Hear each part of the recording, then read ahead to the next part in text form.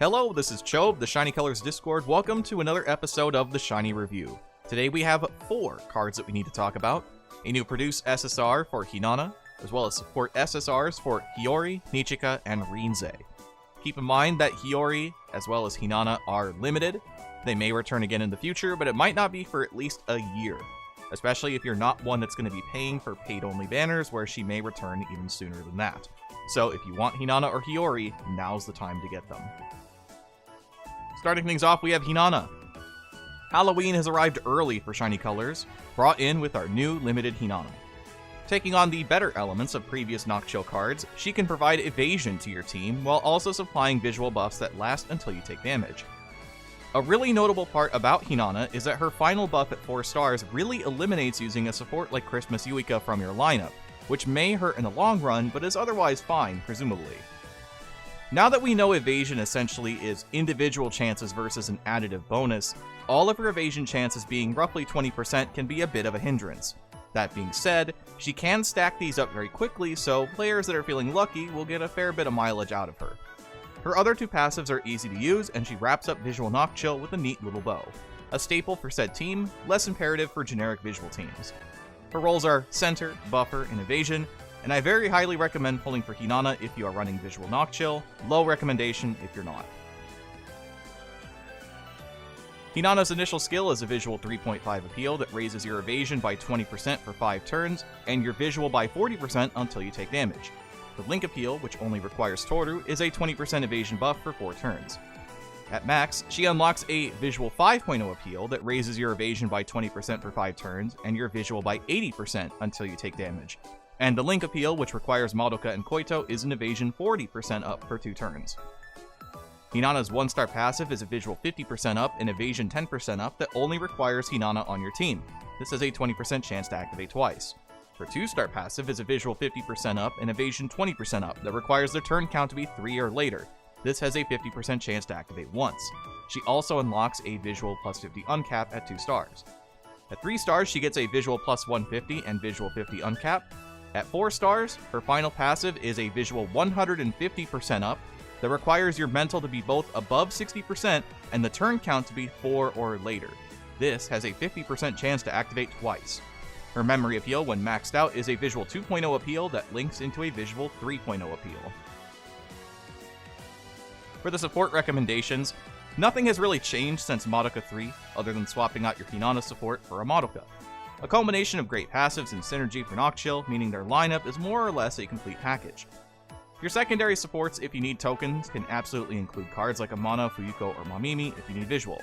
Unfortunately, we kick out Yuika in this build if you opt for Hinana's 4-star passive, so new Hiyori can fit fairly well since her passives are not too hard to use on this team either.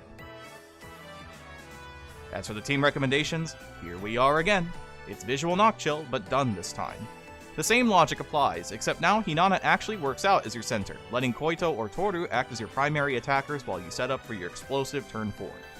For the secondary cards, as in your last slot that you'd be using, Hokura is still a great pick for buffers, same with Stray Light, or if you want more damage, Alstroemeria is a great pickup as well.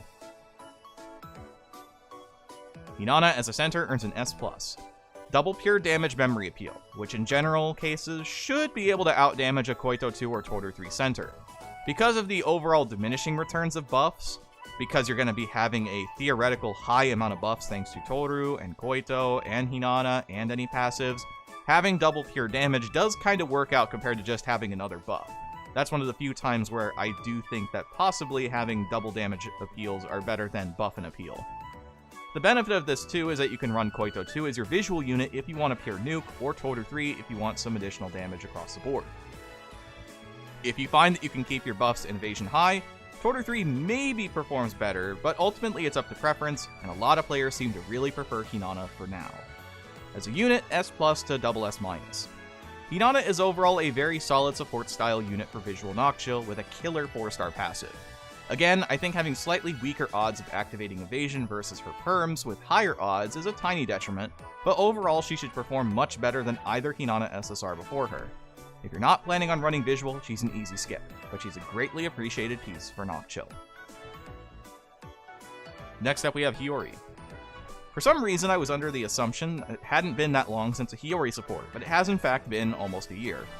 Her third limited support SSR, second in a row now, Halloween Hiyori is a visual-focused card whose passives emphasize a swift victory to make the most of her. Having access to +5 visual uncap per visual lesson is great, and her ability to be an SP battery is fantastic. She also packs a new and improved stamina mastery that always activates at max tension, as opposed to only sometimes, as well as all 3 lesson stamina masteries. Really good support overall. Her only generic support skill is Idle's Bond, and her unique support skills include Unit Mastery SP, reaching +6 at level 70, Tension Mastery SP+, reaching +10 at level 80, Visual Mastery Visual Limit, reaching +5 at level 60, Vocal Mastery as well as Dance Mastery Stamina, both reaching +3 at level 75, and Visual Mastery Stamina, reaching +5 at level 80. Her support appeal does scale, starting at a Visual 3.0 out of the box, working its way up to a Visual 3.5. Her TFD idea is mental, her insight token for grad is visual, and her proficiencies and landing point are in vocal and dance. Hiyori's 1-star passive is a vocal dance visual 40% up that requires the star count to be higher than 3 and the turn count to be less than 4. This has a 30% chance to activate once. Her 2-star passive is more of the same, a vocal dance visual 80% up that requires your star count to be 3 or higher and the turn count to be before 4. This also has a 30% chance to activate once. She has a visual +100 uncap at 3 stars, and her 4-star appeal is a visual 1.5 that hits all judges, followed up by a single target vocal dance 1.0 appeal that then buffs your vocal dance and visual by 10% for 5 turns. Hiyori's event passive is a visual 30% up that requires Hiyori on your team, and it has a 20% chance to activate twice. Hiyori earns anywhere from an S+ to a SS-. Hiyori is the start of a new age of Illuminae supports, and frankly, I'm here for it. Boasting some of the best rainbow passives in the game, despite the somewhat strict requirements, Hiyori can absolutely elevate multi-stat teams to new heights, especially if the card in question is visual. If we see Mono and Meguru with these stamina masteries, you may never need to rest ever again when using all 3 of them together. I very highly recommend pulling for Hiyori, and still highly recommend regardless of what team you're using, especially if you're using visual. Next up we have Nichika. This time our event SSR support is Nichika, a pure vocal support who dips into the Antika playstyle for a bit with her 4-star appeal. She's a very basic SP mastery support that provides the usual passives for vocal. She, much like most other event SSRs, will probably not be particularly relevant, but just having another easy form of SP generation is appreciated for players who may have joined fairly recently. Her support skills are Idle's Bond, Promise Recovery, Rest Boost, and Stamina support, and her unique support skill is Vocal Mastery SP, reaching +8 at level 75. Her support appeal scales, starting at a Vocal 2.5, working its way up to a Vocal 3.0 at level 80. Her TFD idea is Vocal, her insight token for grad is Dance, and her proficiencies and landing point are in Vocal and Visual. Nichika's 1-star passive is a Vocal 18% up that requires you to be in the vocal position. This has a 30% chance to activate once. Her 2-star passive is a Vocal 35% up that requires the turn count to be 4 or earlier. This has a 30% chance to activate once. Her 3-star uncap is a Vocal +50, and her 4-star appeal is a Vocal maximum 6.0 that scales based on how low your mental is. Her event passive is a Vocal 20% up that requires Nichika on your team, and it has a 40% chance to activate twice. Nichika earns a B+. Another perfectly fine enough event support. She's not going to magically elevate your team to absurd levels, but she'll offer you some SP, okay-ish passives, and a pretty decent 4-star appeal if you build around low mental. You might as well farm for Nichika while she's here. Wrapping things up for this video will be the new Gradefest support, Rinze. Rinze is our second Gradefest exclusive support, who follows on the heels of Fuyuko before her. She's the vocal equivalent with some small alterations. She has a stronger 1-star passive and a slightly weaker buff on her appeal. Everything I said about Fuyuko still stands for Rinze. She's a phenomenal support for wing runs, especially Truans. While she doesn't give vocal audition up like Window Rinze, she makes up for it on weeks you don't have to audition. She's a very good card to get a couple copies of at least, and I recommend absolutely if you are just starting out and have the ability to buy at least a couple copies of her from the shop. Her support skills are Idle's Bond, Promise Recovery, and Rest Boost, and she has 3 unique support skills: Vocal Mastery Vocal, reaching +8 at level 75, Audition Mastery SP, reaching +10 at level 80, and Audition Mastery Mental, reaching +5 at level 70. Her support appeal does scale, starting at Vocal 3.0, working its way up to a 3.5 at level 80. Her TFD idea is Talk, her insight token for Grad is Dance, and her proficiency and landing point is in Vocal. Rinzei's 1-star passive is a Vocal 20% up that requires you to be in the Vocal position. This has a 20% chance to activate once, and she also unlocks a Vocal plus 50 uncap at 1 stars. For 2 stars, she unlocks a Vocal 35% up that requires the turn count to be 3 or later. This has a 30% chance to activate once.